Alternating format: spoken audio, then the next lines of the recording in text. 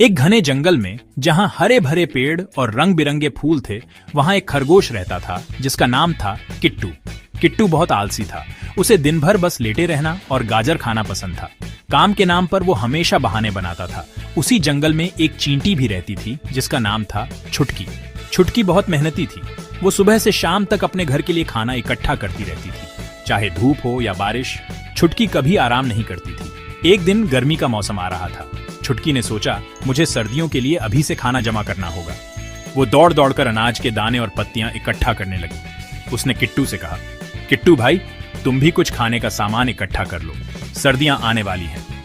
किट्टू ने एक लंबी जम्हाई ली और बोला, अरे छुटकी बहन, अभी बहुत समय है, मैं बाद में कर लूंगा, अभी तो मुझे आराम करना है। और वो फिर सो गया। समय बीतता गया। छुटकी ने अपने घर में ढेर सारा खाना जमा कर लिया, लेकिन किट्टू ने कुछ नहीं किया। वो बस खाता रहा और सोता रहा। आखिरकार सर्दियां आ गई। जंगल में हर जगह बर्फ की मोटी चादर बिछ गई। ठंडी हवा चल रही थी और कोई भी बाहर नहीं निकल पा रहा था। छुटकी अपने गर्म और भरे हुए घर में आराम से बैठी थी।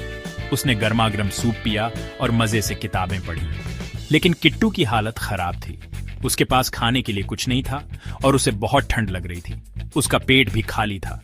वो भूख से बिलबिला रहा था। किट्टू ने सोचा, काश मैंने छुटकी की बात मान ली होती।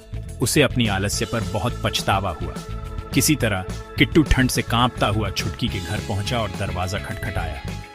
छुटकी ने दरवाजा खोला और किट्टू को देखकर हैरान रह गई। किट्टू ने कहा, छुटकी बहन, मुझे माफ कर दो, मैंने तुम्हारी बात नहीं मानी और अब मेरे पास खाने के लिए कुछ नहीं है। क्या तुम मुझे थोड़ी मदद कर सकती हो? छुटकी का दिल पसीज गया। उसने किट्टू को अंदर बुलाया और उसे गर्म खाना दिया। खाना खाकर किट्टू को थोड़ी हिम्मत मिली। किट्टू ने छुटकी से वादा किया कि अब वो कभी आलस्य नहीं करेगा और हमेशा मेहनती बनेगा। उस दिन के बाद किट्टू ने अपनी आदत बदल ली और वो भी छुटकी की तरह मेहनती बन गया।